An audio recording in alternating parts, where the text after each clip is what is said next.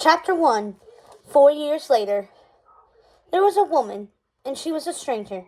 She ran down an alley in a dress as blue as the sky, her face twisted in horror at what she had seen, or heard, or felt, and that feeling rippled through the air in a tangible fume.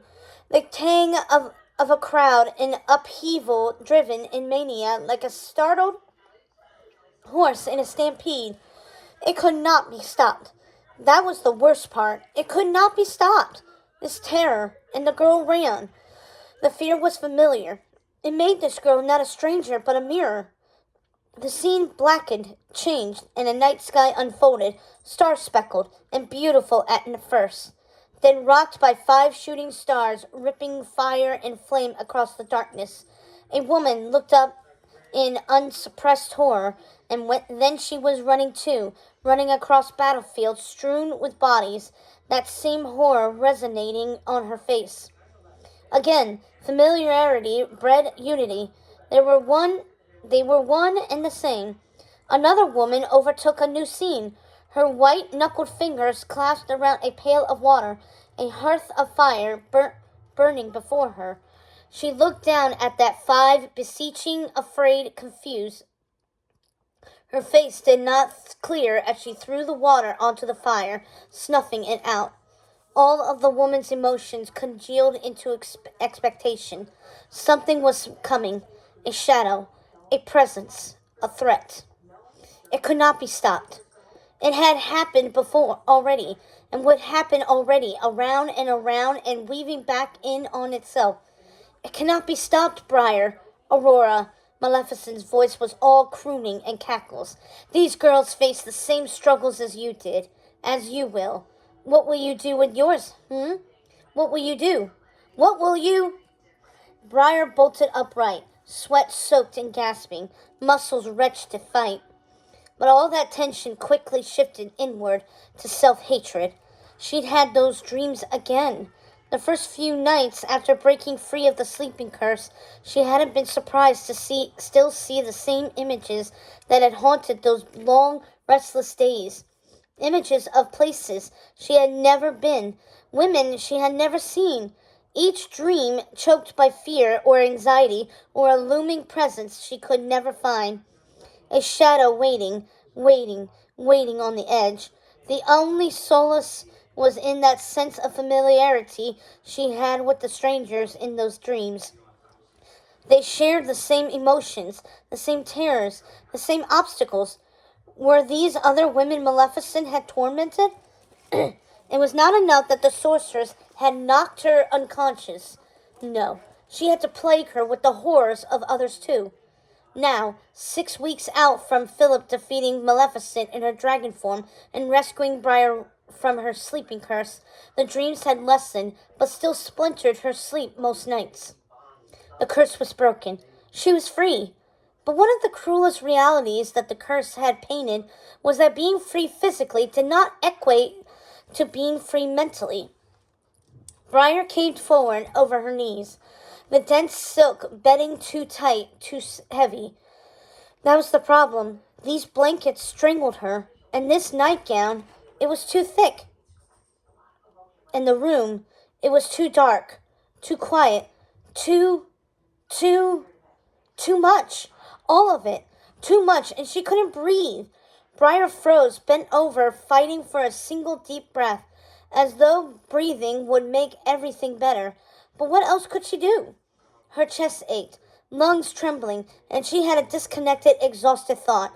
Could she sneak out of the castle? It had been so easy to sneak out of the woodcutter's cottage, but then she had only had her 3 aunts to avoid. No, not ants, were they? Fairies. Magical fairies, disguised to watch over her. Briar kicked the blankets off and swung her legs over the side of the bed, fighting for one more breath. Even if she did manage to get out of the castle, Frida and Ben didn't want to see her. Briar stumbled from the bed and crossed the room, such a massive, cold, dark room, and felt her way to a desk by the window. One paper crinkled as she pulled it out, but it was far too dark to read. She knew it by heart, anyway. and she held it in front of her like the words would do something. Materialize relief. Bleed comfort from the ink into her arms, down across her chest. Magic was real. She knew that now. It was real, and it had upended her life. So why couldn't it help her? Why couldn't it calm her down? The messenger's recorded letter from Ben had his usual tone, as though he had gone off on a stream of thought, and only realized near the end that he had meant to be short and curt. From that, Briar knew, at least, that he was well. The tavern keeper missed the business she brought in. Everyone in town thought she'd run off. No one knew she had really been the missing princess the whole time. But you lied to us, Ben had written. You could have told us, Aurora, Princess Aurora. Don't worry about us. You didn't before. Frida hadn't sent any message back at all. Ben hadn't even mentioned her in his letter.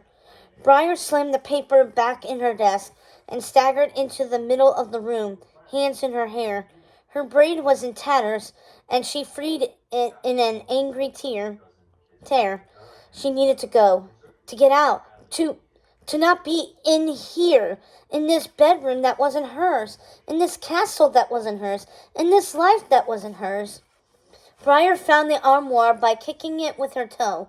She grimaced and yanked open the door, and even though she couldn't see the contents, her grimace deepened. Of the many revelations that now took up too many rooms in her head, she knew that she was responsible for the fabric shortage that had plagued Hosage and the surrounding villages her whole life. Spinning wheels had been banned since before she could remember, out of fear of a curse claiming the missing princess, which said that she would prick her finger on the spindle of a spinning wheel. She was that princess. It was her fault she had felt guilty for outgrowing her old kirtles. Her fault the weavers in Hosage had to run their businesses underground. Her fault everyone had to use and reuse even the slightest scrap of fabric. Her fault. All of it.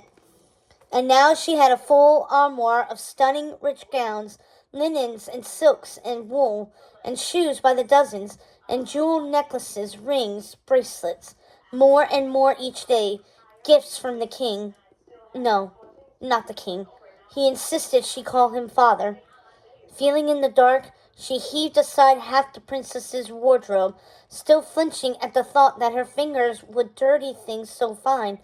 But there, at the back, wedged in despite the protests of her lady's maids, was her old kirtle, patched and threadbare, but hers. Briar undressed and tugged it on and threw her hair back into a simple braid. It did help. A little. A familiar weight, the feel of the rough wool. If she couldn't sneak out and talk to Frida and Ben, what could she do? There was only one place that felt even moderately like home in this massive castle. It was where she always ended up, night after night, for the past 6 weeks. Why even fight it? With a resigned sigh, Briar slipped out of her room. The halls were empty, and Briar knew now where to duck to avoid the soldiers posted at windows and doors. There were many, even with the villain Maleficent soundly defeated and the kingdom freed from the threat of her evil, but that had not settled the paranoia of the king and queen. Father and mother. Briar, at least, understood their worry. It was over. She had been awoken from the sleeping curse and rescued from the tower. But every sleepless night, every crash of noise, every flash of shadow out of the corner of her eye told her that Maleficent was still here, that she would come back, swooping in with another curse, and this one would hit its mark. Beyond Maleficent, though, other threats lingered. Austria had a tumultuous relationship with some of its neighbors, Bavaria in particular. It seemed that every few years one or the other would initiate a battle that never quite evolved into a full war, squashed quickly by the emperor's involvement. It did not do well for any of the countries that made up the Holy Roman Empire to be at each other's throats, and so Austria and Bavaria would settle like kicked dogs until their disagreements arose years later, and it started all over again. As a peasant, Breyer had known of this conflict only in that it dragged able-bodied fighters out of Host and set back wounded ones. Shivering, she pressed on, weaving down stone halls and through silent rooms hung with tapestries, showing knights and damsels. Her first night here, she'd stood in front of those tapestries and stared and stared. She had never seen anything so grand in her life. She sang stories about places like this, gilded halls of kings and emperors. She didn't belong in a place like this, a tavern bard from Host who had stolen a princess's life. Though she supposed she should be grateful for this castle, the queen had been begging the king to leave from the moment the curse lifted. The two of them had made this more provincial stronghold the seat of their household for 16 years. To be close to Breyer, she now knew.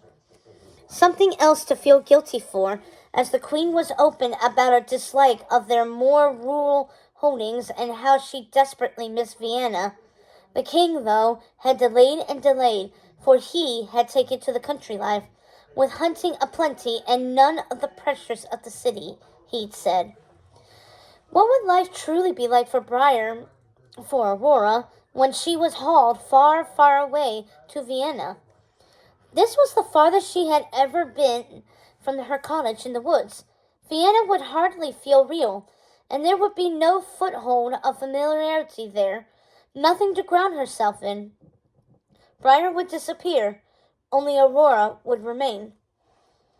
Breyer slunk off into the darkness, keeping to the shadows, hugging the walls as she wove down through the castle, out a side door, and into the detached kitchen building. It was still early enough that the cooks were not preparing the next day's meals, so the room was lit only by starlight. But Breyer knew this space well now. The center held a long, massive table that forever smelled of flour and spelt and yeast, with counters rimming the room, piled with baskets of dried spices and ingredients waiting for tomorrow. That had first caused her to stop and stare too. Ben would be gorging himself endlessly. Frida would be up in arms at the waist, an unnecessary stash. Breyer had to fight both of those impulses because she had found that giving in to either of them only resulted in people staring worryingly at her. There was food, piles and piles of it, waiting here, always, and at every gathering, tables spread with feasts, pastries glistening in honey, and fire-roasted vegetables, and whole, massive smoked roasts, meat, real meat. Breyer still could not stop herself from gaping openly at the constant display of food, while everyone else in the castle passed it by, as though it was of no more import than the sconces on the walls. The cook had noticed that Breyer came to the kitchen at night, and he now made sure to put out a loaf of bread by the fireplaces at the far end. Food she didn't have to make. Food she didn't have to worry about buying. Food prepared for her. It should have felt luxurious. It should have felt indulgent and heavenly and victorious. But she felt only the long, slow drag of guilt down her spine. This wasn't for her. This wasn't her life. None of this was hers. Breyer trailed her finger along the table, guiding herself forward in the dark, and stopped. There was a light at the far end of the bank of fireplaces, the flicker of a candle. Unease sprang up from the lingering anxiety of her dream, and Breyer's fingers grasped emptily at the air, searching for a stray kitchen knife, maybe, or a rolling pin. A shadow next to the fireplace twisted. The light flared brighter, no longer partially blocked by the figure, and in the pulse of yellow and peeling back of darkness, Breyer recognized who it was. Her anxiety turned to effervescent bubbles and floated up. Philip, she said on a startled exhalation. He leaned forward in his chair and smiled at her. He had been a stranger in the forest, someone noble, she had guessed. It was etched into his very being, and Briar had been a girl practicing a song in what she thought was privacy. And they danced and talked, and it had been light and playful and so very, very easy. She had seen the beginnings of a future with him, the same sort that Frida and Ben had together. But then Briar had been drawn away from her cottage the very night Philip had arranged to come meet her and her aunts. And the next time she'd seen him, he'd been kissing her awake in the tower. Maleficent had abducted him and locked him away in an attempt to keep from breaking the sleeping curse. But the fairies had freed him, and he had stood alone facing Maleficent while the whole of the kingdom dropped into a sleeping spell alongside her, thanks to the fairies. Everything else had broken apart, messy, jagged shards she couldn't even begin to piece back together. She'd lost her home, and her family, and her friends, her future, and her dreams. He'd fought a dragon and waged a whole battle on his own. But impossibly, they had not lost each other. And his smile was a mark of that promise. The same breathlessly grateful shock that came whenever they looked at each other. A hitch of amazement. How are you still here? How are you real, when everything else was so fake? He stood, his taller frame throwing him into gilded silhouette against the candle, the slope of his long neck curving down to wide shoulders. There was a wooden mug in his hand, another on a little table by his chair, and a second chair positioned next to where the loaf of bread had been cut, placed out on a tray set for two. She closed the distance to the fireplace, lower lip catching between her teeth. And who could you possibly be meeting here? An errant tryst with a lady's maid?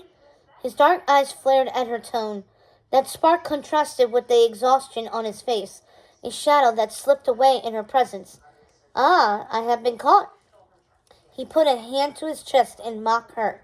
He was in a simple ivory tunic, belted over dark pants and boots. Do not tell my betrothed. She is prone to flights of jealousy. I have heard that about her. They say she's quite unstable. I have been sending my servants down for sleeping draughts, and every night they brought the strangest reports of that unstable betrothed of mine lurking in the shadows, stealing our bread and tea. I thought, well, surely they must be mistaken. If she were going to steal anything, it would be cake at least. Briar's lips cracked into a grin. She took the mug he offered and sipped from it, eyes on him over the rim. But I realize, he continued, retaking his seat and claiming his own mug. She sat in the other chair, candle burning on the low table in front of them, that if she could steal bread and tea, then I was perfectly capable of doing the same myself. Are you? I am shocked. Nay, scandalized that the Prince of Lorraine even knows where the kitchen is. He gave her a challenging leer. Is that so surprising? And he knows how to use a bread knife. Ah, one of those sword-like things, you mean? And make tea all by himself. The aristocracy will collapse. With him, it was a joke. He had proven to be far more capable than most in the castle. But truth clung to it. Too much truth. Philip chuckled. His short brown hair was a little mussed, like he had been wrestling with sleep too, and the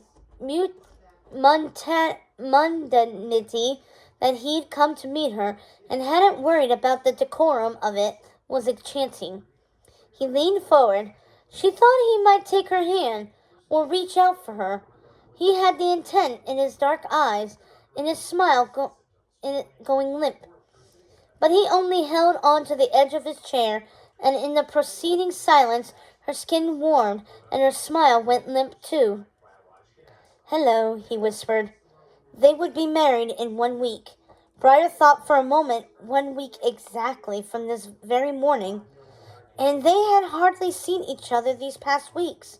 What with wedding preparations and Briar being swept into a new life, nobility to meet, and lessons on propriety that her peasant upbringing had not prepared her for. Meanwhile, Philip was the center of everyone's fixation, dragged to meet this or that lord or duke or king who had come to fawn over the prince who had slayed a dragon.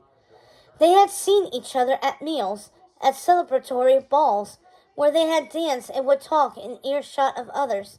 But for the first time since the tower, since the forest even, they were alone. "Hello to you," she whispered back. And then, because the candlelight created a halo of dreamlike fog, and she had not slept, not truly, in weeks, she said, "I missed you." Or "I've missed you." Philip's smile could have lit the room. It vanished quickly, and he dragged a hand over his mouth, righting himself. But Briar latched onto it with a vicious smirk. "Don't be too pleased with yourself," she said. "I miss many people at the moment. I am practically giving away my affection." The candlelight was indescribably dangerous, this hazy atmosphere they were creating. She would say more she shouldn't. She would, even worse, do things she shouldn't. But things Briar shouldn't were things Aurora shouldn't. With him, though, she was neither, and she was both, and that was dangerous too. "How are you?" he asked, his brow pinched in the earnestness of his question. "My servants truly did say you've been down here most nights." "How are you? If you have to send servants down here most nights too." His eyes dropped from hers. He worked the mug in his hand, rolling it between his palms, before he set it on the table. Briar stared down at it. "You are not enjoying your well-deserved adoration?" But she knew already. When she had seen him throughout the castle, he was being quickly ushered to the next meeting, and his movement had been stiff, overly formal. His face had been smooth with practiced cordiality. Nothing about him had been the man she knew from the forest. The prince she had watched get hauled around the castle these past weeks was the same ghost she had become to get through her duties as Aurora, hollow and performative. Philip leaned his elbows on his knees and said only, "No." Her eyes flared up to his, but he was looking away now, and the muscles in the sharp edge of his jaw were bunched. She sank back in her chair. "Aren't we a pair? You saved me from a sleeping curse only for neither of us to be able to sleep at all. Maybe that was the real curse." One corner of his lips lifted, not so much a smile as an acknowledgement. If only. If only? He scrubbed his hands over his face. "Oh, don't mind me. My father says I'm far too morose these days. I could be a bard, belting out melancholy songs to—" "What's funny?" She was trying to hide her laugh. She really was. But he looked at her, and she couldn't help it. "You've not met many bards, have you?" Philip cocked his head, not seeing what she was getting at. "No, I suppose not." "We're hardly morose and melancholy. What good would only gloomy songs be for rousing a tavern to drink and joy?" A look of interest fixed on Philip, a hunter setting a mark. "We?" Briar's cheeks heated. She had not spoken about her life before since coming here, only to ask for messengers to go down into Hosh, and even that had taken days of fighting with the king and with her mother and father. During the short time she had spent with Philip in the forest, neither had told the other who they truly were, or any identifying things about themselves. She picked up a slice of bread. As she chewed, she kept her eyes anywhere but on him, the telling of this suddenly making her feel raw. She wasn't a bard anymore, with dreams of traveling the Holy Roman Empire, singing and learning new ballads. She was a princess, and she was bound to Austria. "I was part of a troupe in Hosh." Her chest ached.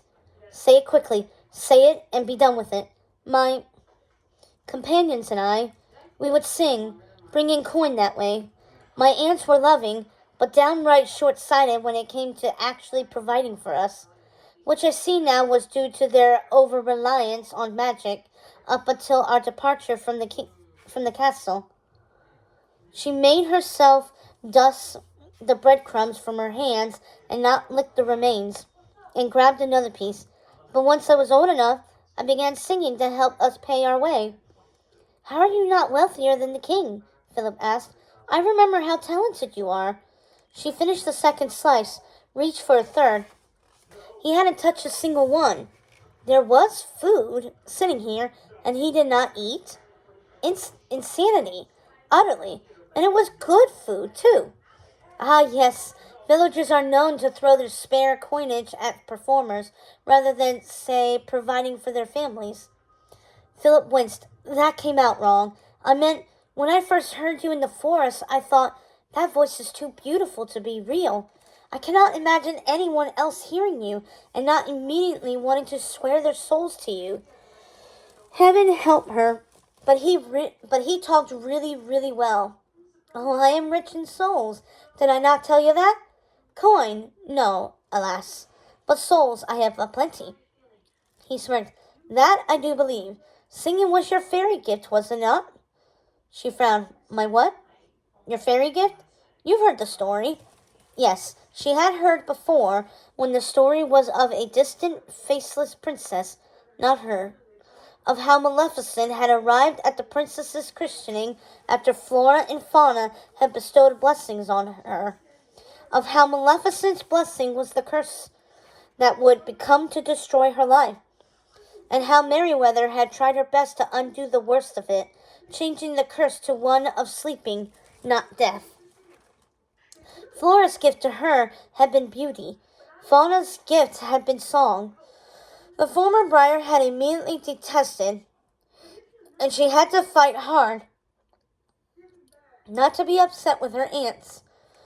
Beauty she could have come by naturally, had her parents not been insulted that Flora had assumed their daughter might otherwise be ugly.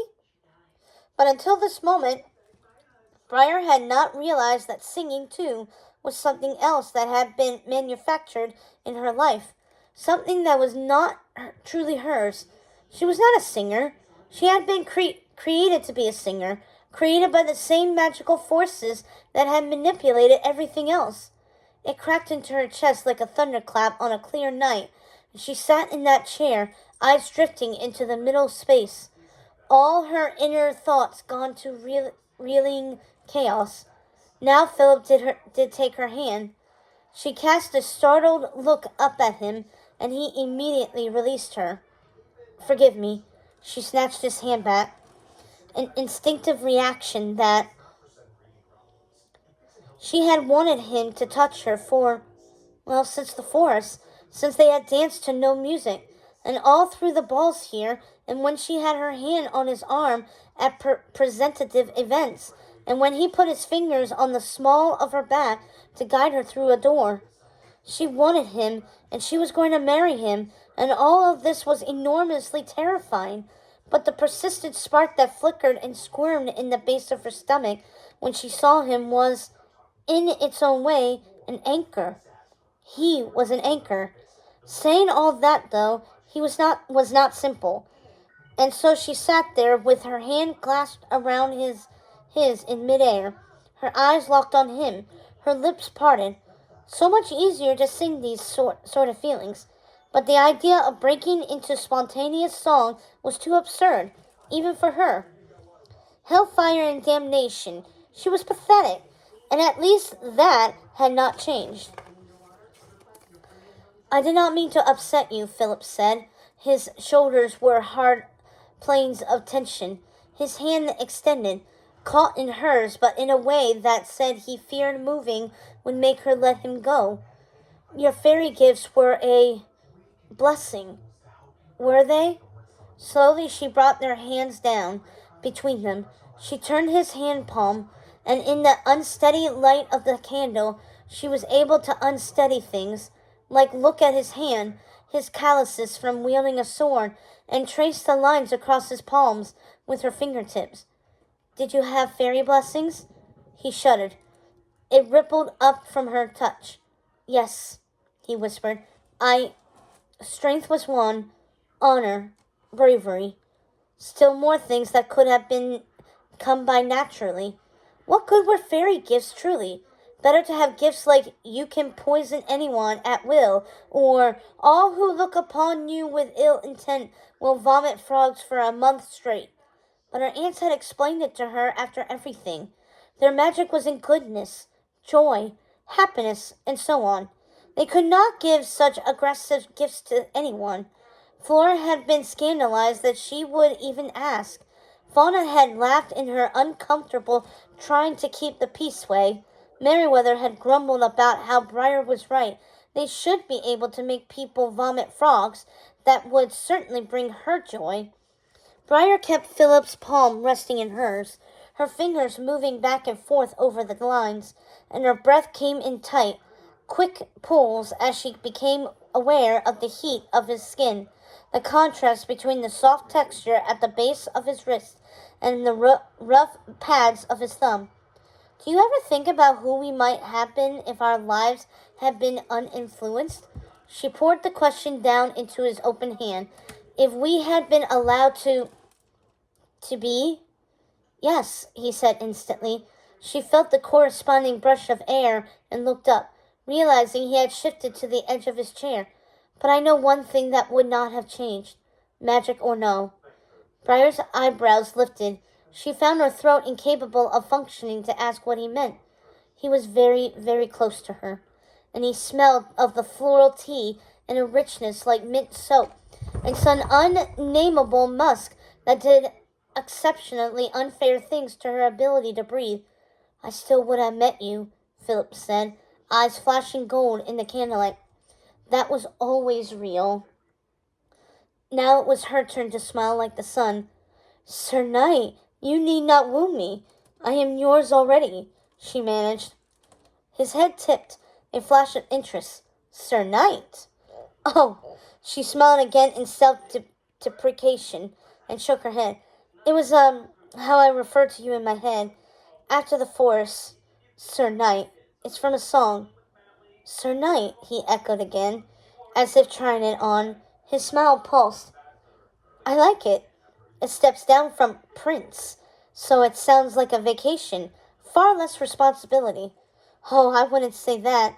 Knights tend to have to actually work. He bellowed a laugh and jerked on their tangled hands, yanking them both to their feet. And she went, giggling, feigning wrestling away, until the position put her right against his broad chest. Their hands clapped against his shirt. His words were still thick on the air, in her head. That was always real. She kept her eyes firmly on his collarbone, which was not the best place to stare in an attempt to regain control of herself, because it was a rather nice collarbone, and remembered a brush of satin on her lips, a shock of fear, then a wave of confusion when she had opened her eyes and seen him, someone she recognized, but his face had been in such a scowl of terror that she wondered, often, if he even had kissed her awake. No one could look like that after a kiss, like they were on the edge of a nightmare. His hands clamped around hers, and she realized it was in an effort to hide how he was shivering. I would like to hear you sing that song, he said. It came out in a rush. Song? What song? Any song. She would sing anything, he asked. Actually, he whipped his head toward the kitchen windows, where the night still hung dark and impenetrable. Come with me. Briar blinked up at him. All right. Where? He looked at her with a roguish grin, such an enticing, teasing, mischievous grin that it struck her speechless. It's not yet midnight, he said. No self-respecting tavern would be closed. You want to go to a tavern? I want us to go to a tavern. Your tavern, Hushutch, is a 20-minute ride away. Well, maybe longer, with both of us on Samson. Something broke loose in Briar's chest. It dropped, and in its descent, it sprouted wings and took flight, fluttering feverishly against her ribs. Yes, she said. knowing it sounded over-eager and desperate, but she was, and she couldn't hide it. Yes, and then, can we? Won't we be stopped? The guards... Philip put his hand on her chin, just the barest brush of his thumb there, and it rattled her through her with enough force to break stone. You want to go to your old tavern? He clarified. She nodded helplessly. Then it will be done. He adjusted his hold on her to engage one of her hands in his, and before she could find any words, any at all, to thank him, he was grabbing the last of the bread, handing it to her, and hauling her out of the kitchen, making fast for the stables.